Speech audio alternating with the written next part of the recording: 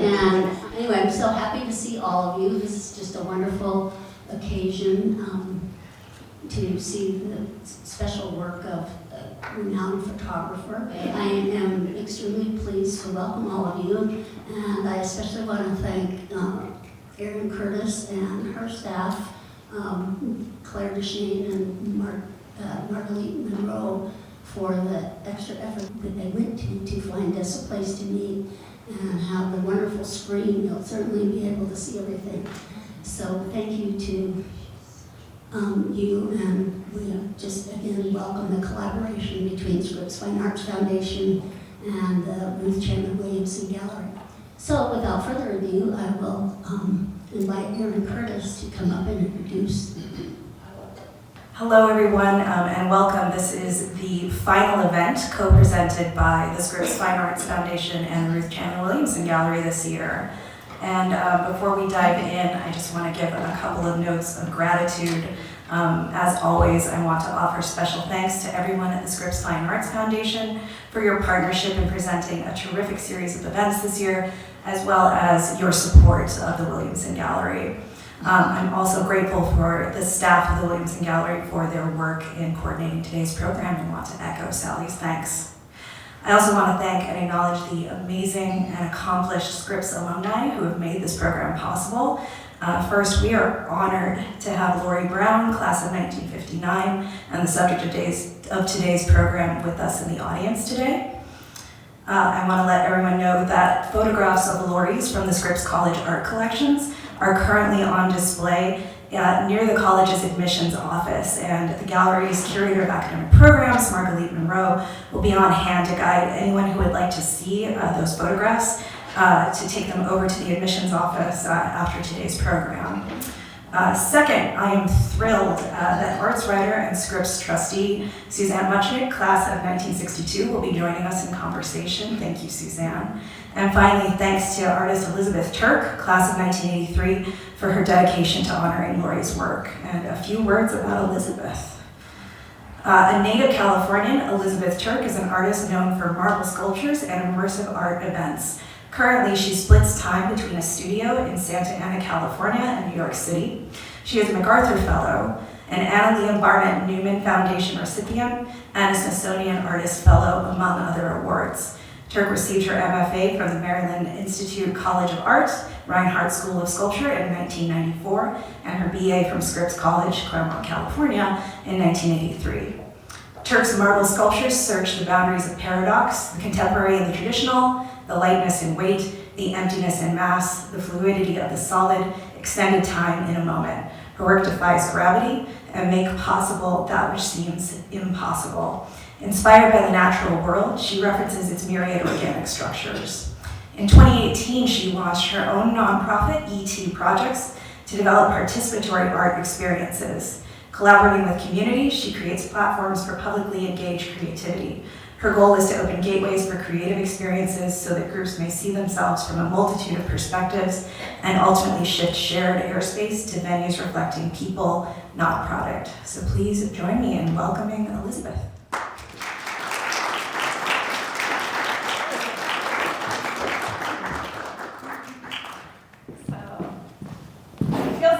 Home here. So thank you guys for being here and offering this chance to showcase Laurie's work. Last year, I can't believe it was a year ago that we started these conversations in a tiny room in my studio. And I thought, what a shame it would be if the legacy of Laurie Brown's work was not bookcased and shown in its entirety in a way that was clear, concise, and in her own words. And so with a little bit of prodding, we spent a few days just recording. And because I really wanted it to be about Laurie's work from her perspective, not through a documentarian's perspective, but as a piece for the libraries where her work is already collected. And so this film that you're going to see is the result. In combination with that conversation, I invited Suzanne whose career is unbelievable, unparalleled, to come and not only reflect on her time with Laurie here at Scripps, but how she saw Laurie's work fitting into a larger California photography scene. And so we spent a day in that same little room, just kind of brainstorming. And as a result, we had probably 3-4 hours of footage to consolidate down to these 19 minutes.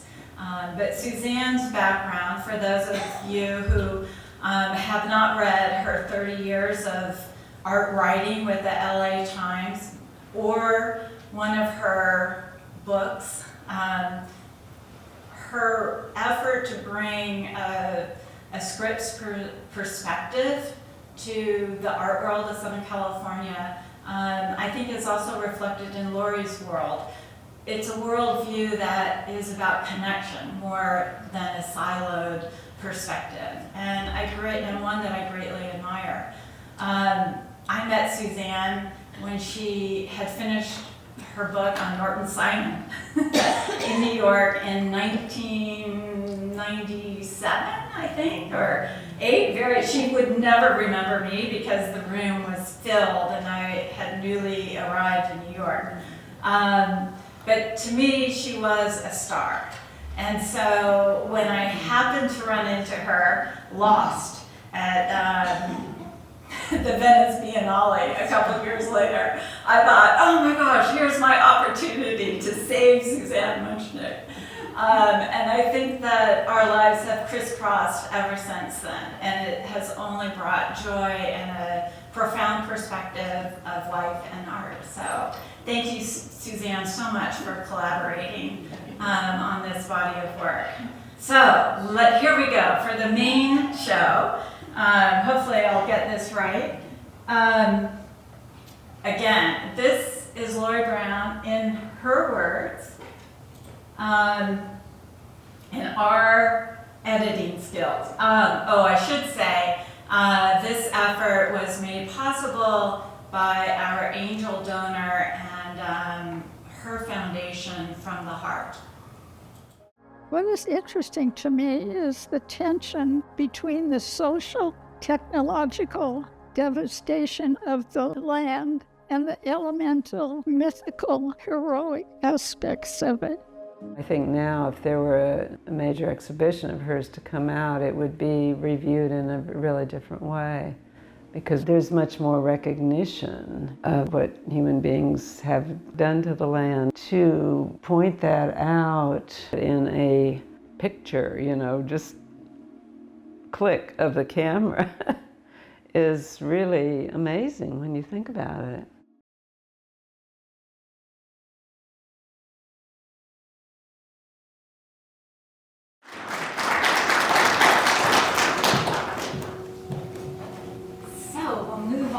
To our second session, second part. So please welcome Suzanne Muchnic, and as we're looking through Laurie's, because the credits go on and on, as we wanted to make the impact of just how many exhibitions and how many collections Laurie's work has been a part of, all the while she was raising the most amazing family. So I just was very proud to make sure that I scrolled all of those exhibitions. So while we're getting set up, you guys can continue to see that.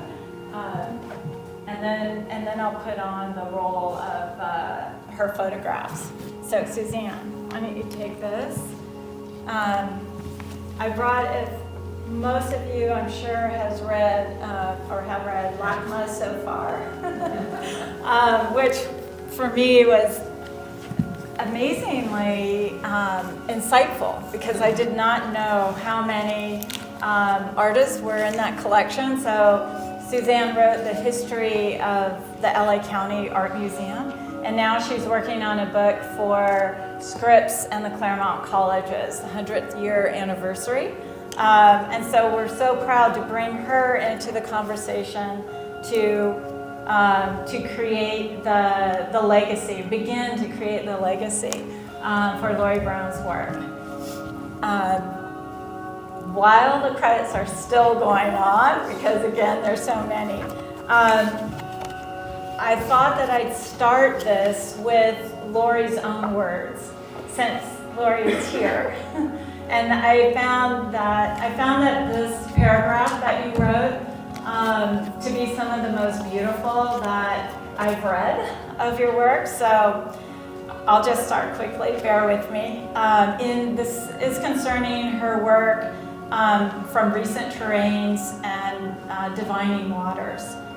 These photographs represent a continuation of my interest in ideas concerning man's relationship to the land and to time, landscape as archive of both the exterior and interior, the seen and unseen. For many years, I have recorded the spaces and material of suburban grading sites in my own immediate area. The substance and layers of the earth are often exposed, shown in that brief window of time between their natural state and a state in which they will be covered up by the structures of civilization. Cultural marks on the land become signs of duration or change. Here, the man-made and the natural are merged, and the landscape must be read and questioned, not only as a cultural phenomenon, but also as a metaphor for the late 20th century American psyche. As an artist, it has been important for me to explore and come to terms with our complex relationship to nature. Not only what we have done to the landscape, but what this means to us symbolically and spiritually as individuals and as a culture. So, with Laurie Brown's words, I thought we could start our conversation about the importance and the value of looking and recording nature as it was in its change under our influence. But first I'm going to rotate the photographs behind us.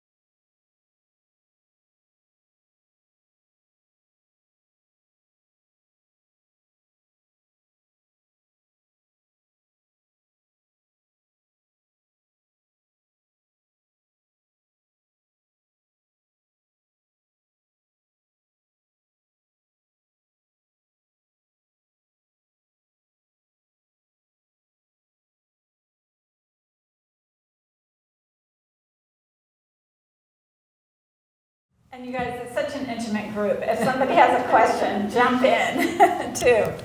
So, Well, this is a really special day, I think, and I appreciate all of your attendance and interest.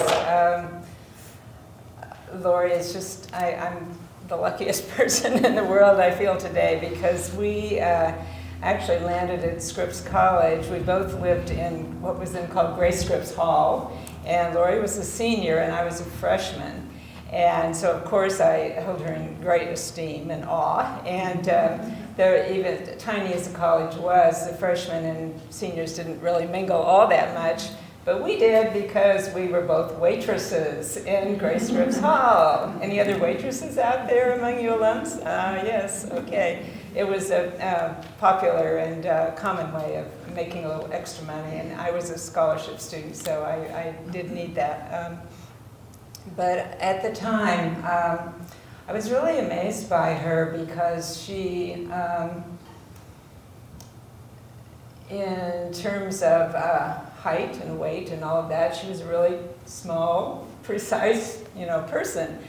But she seemed much larger than that because she really seemed to have a sense of who she was and kind of where she was going. And part of that was just, I suppose, the difference in our age, which is, a mere, 3 years, but seemed like more than that. But there's real clarity, I think, about her thinking, and that really impressed me. And then just to really fast forward, we didn't really see much of each other for, I don't know, a couple of decades, I suppose, because I was off, living in other parts of the country, and Laurie was busy with a family and so on, and going to graduate school. But I then really did, become aware of her work, and you've heard, the rest of it there, because she really did make, well, it sounds corny to say she made a name for herself, but in fact she did, because the work really stood out. And I even have a memory of, I shouldn't even talk about this because I don't have the details, but at one point mentioning her name, and my colleague Bill Wilson, who was the chief critic at the LA Times at that point, said, oh yes, he had seen some of her work, and he was teaching a little bit part-time, I think, in Cal State Fullerton. I don't know how this came about, but he already knew who she was. So it was as if, she was onto something for sure. I couldn't resist. I'm rambling here, if you don't mind, and we'll get back to business. But I had to do a little bit of research because I'm really into Scripps research, for the last few years with this book. So this is the Lost Muse. This is the yearbook when Laurie was a senior, and she's featured in that, and I include in a very tiny, tiny way in my class photograph. But I was really interested to see, she's one of 30 students graduating that year, and she graduated not in art, as actually 10 of the 30 students did, but she majored in international relations, which was actually a relatively popular field at that time. And it makes sense. I mean, I think she was always interested in art as well, but what the little poetry says about her is, there is no genius in life like the genius of energy and activity. That's a quote from D.G. Mitchell, and I'm not sure who D.G. Mitchell was, but that was the one that was chosen for Laurie. And then, really fast forward, in the last few years, as I said, I've been doing a lot of research to tell my version, at least, of the history of Scripps College.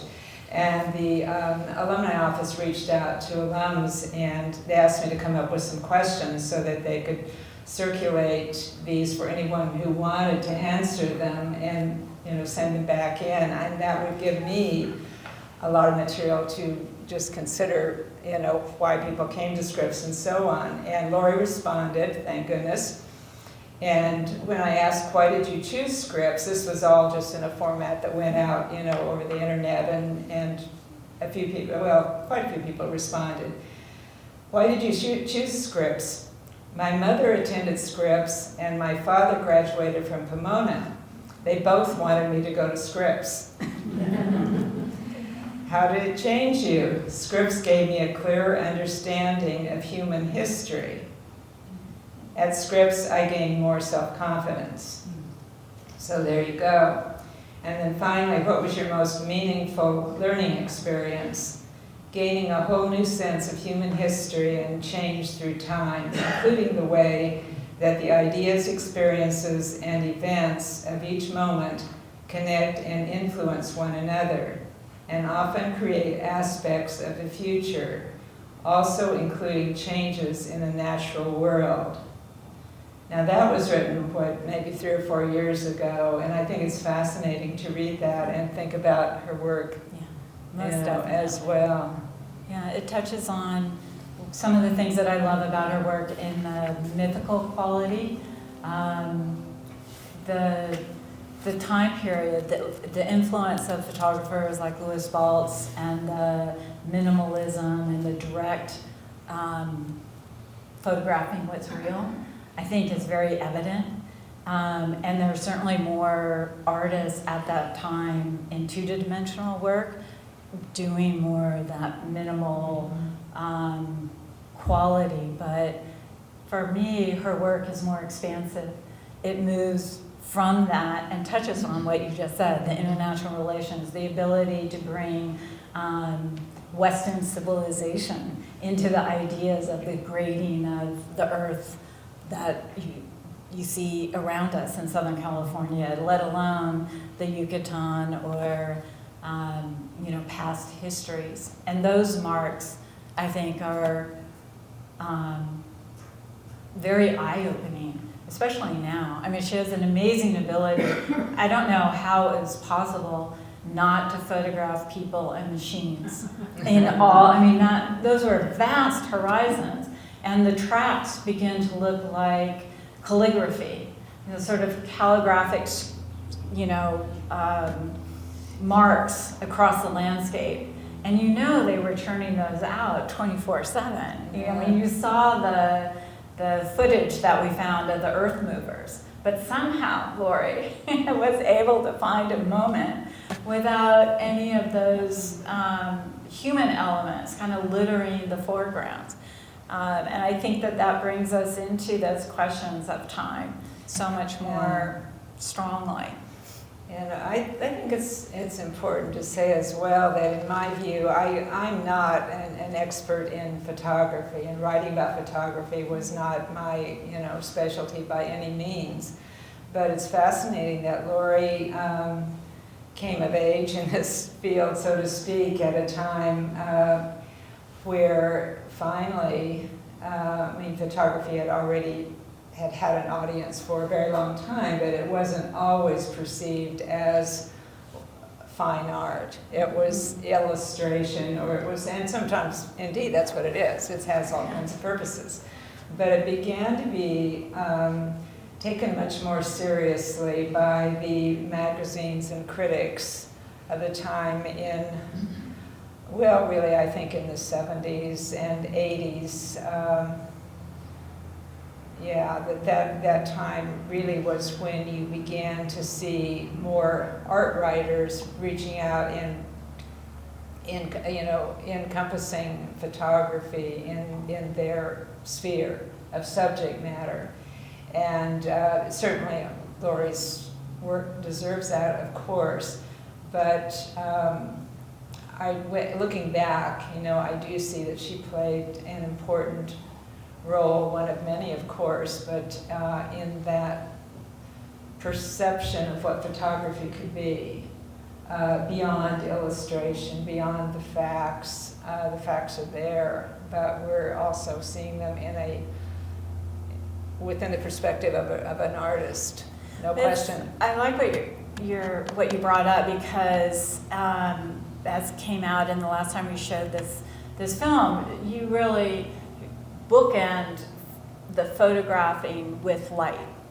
Photography is, a 100-year period, right? And there's a wonderful quote I found by Robert Sobieszek about your work, Laurie, that said, you look at Ansel Adams, or you look over Half Dome shot by Ansel Adams, and you see the dystopian vision of Laurie Brown. And I thought that was such a beautiful vision, which is partly why it was prompted as editors, for us to put in the Bierstadt and this romantic version of nature when Manifest Destiny was coined, and around the time that we began taking photographs and capturing light images, or images with light.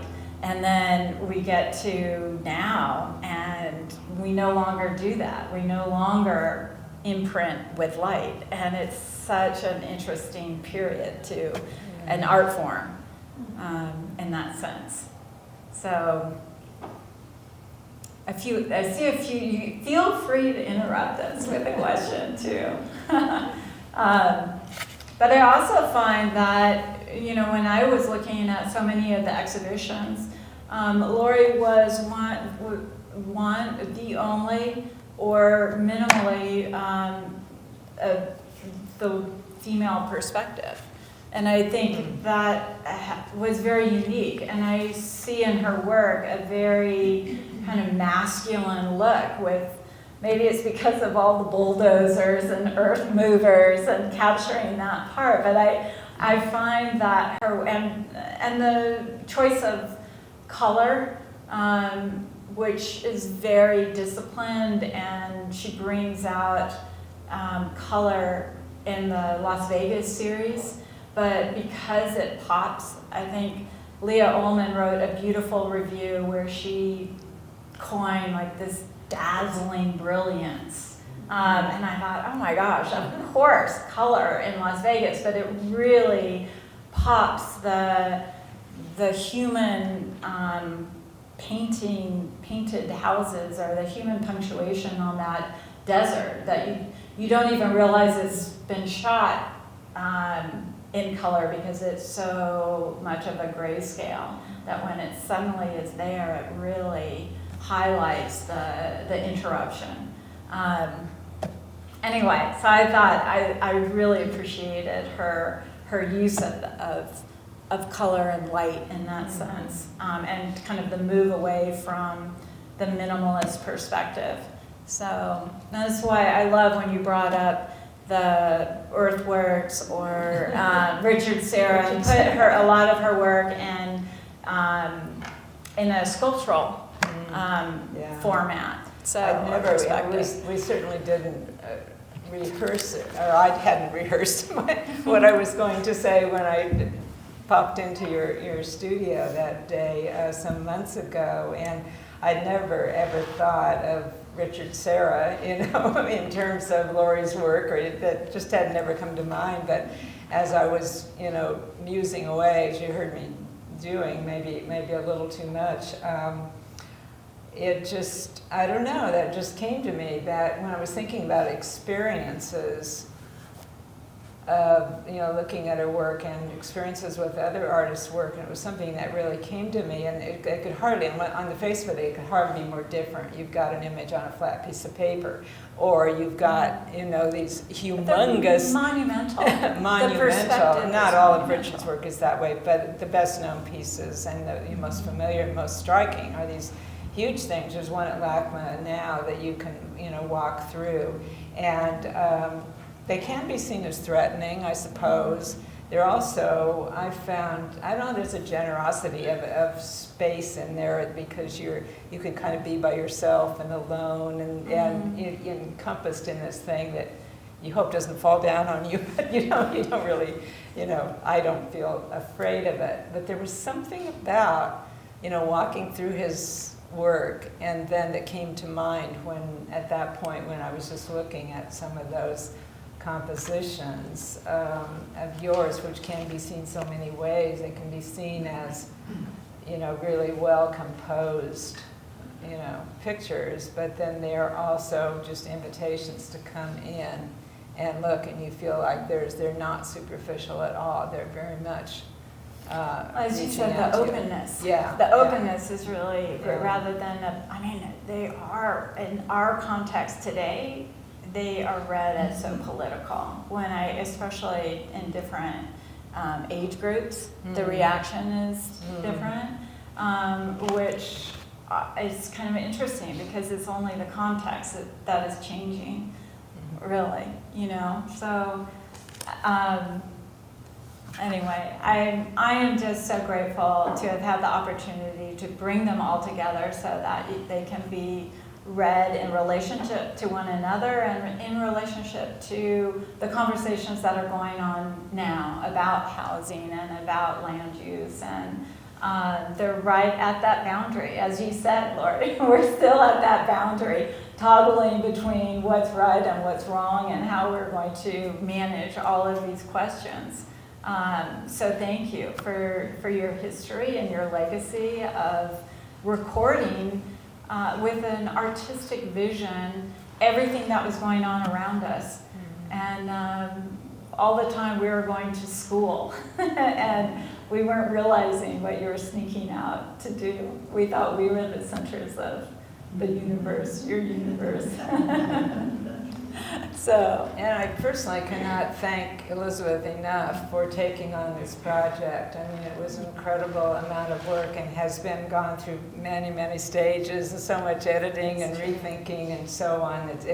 I've been on the fringe, of course, and just kind of, dropped in at the last minute, but I'm astonished by how it has all evolved, and totally thanks to you. It would not have happened. It's fun because it's growing, and because I think because we are on that edge of how we live together and how do we house, the whole variation, but it is getting reactions across the globe. And the next place that is going to be shown is Soho, London, January 17th, if anybody's around. So I think that's kind of exciting because this was a first step. The idea of this conversation was to be a first step in creating a platform and a legacy from which others could grow it. So, yeah, please. I have a quick question, and thank you all of you for doing this. This is marvelous. We're sitting at Scripps College. I graduated in '71, along with this person over here. And we've been very close to Scripps all these years. So my question to you is, have the students here seen this and reported their thoughts? I guess I should ask Erin. Erin should answer that question. I think we're at the beginning. This is the first time it's been shown at Scripps.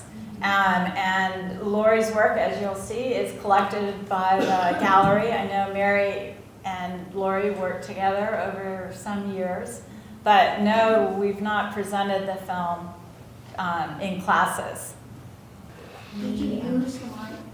Yes, is that better? Please come tour Laurie's pieces with me after the talk. They can be found in the admissions office. We have several there, but we welcome, I think I just did a tally, over 400 students just for classes that I worked with this fall semester.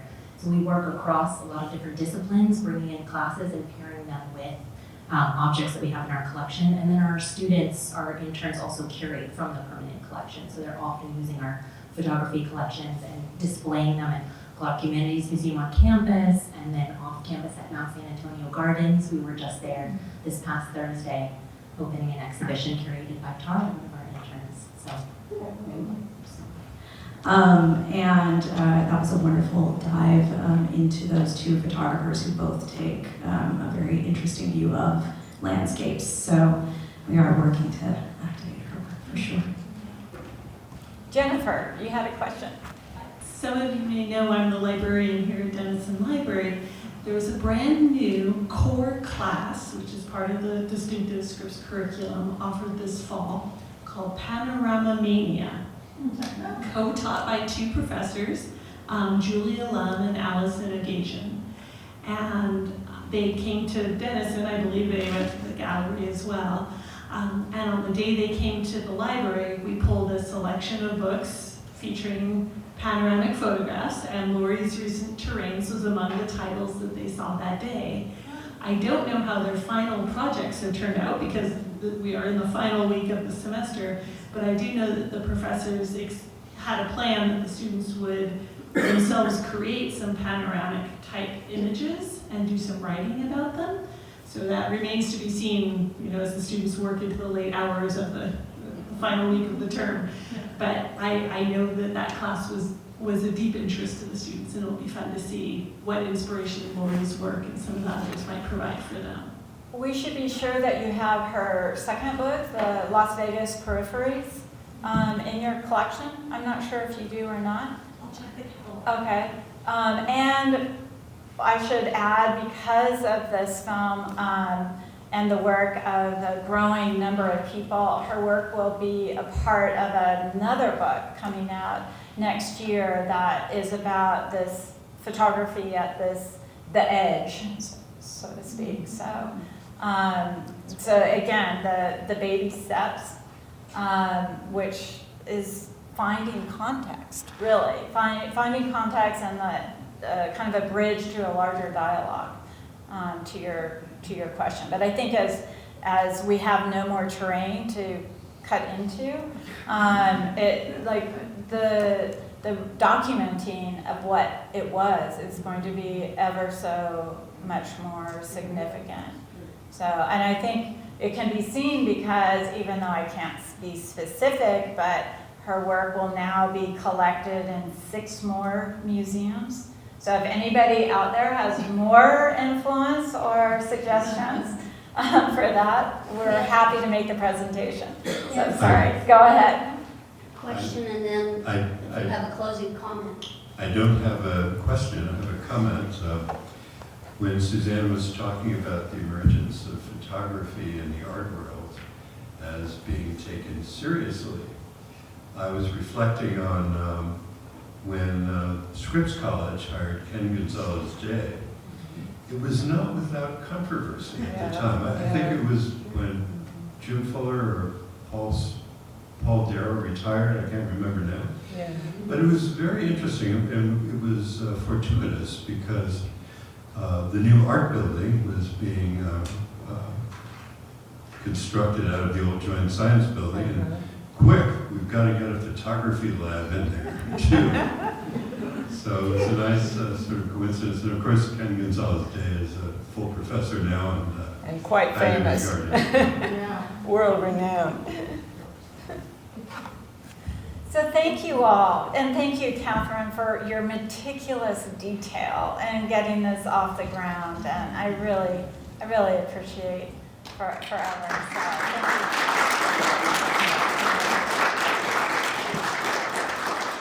you. Many thanks to you, Suzanne and Elizabeth, for your fine conversation, and especially to Laurie, whose work it's my first introduction, and I'm in awe. So thank you for being here, and thanks to your wonderful family that made sure you got here. Thank you for being here. Safe and wonderful holidays to all of you, and we'll see you in the new year. Thank you.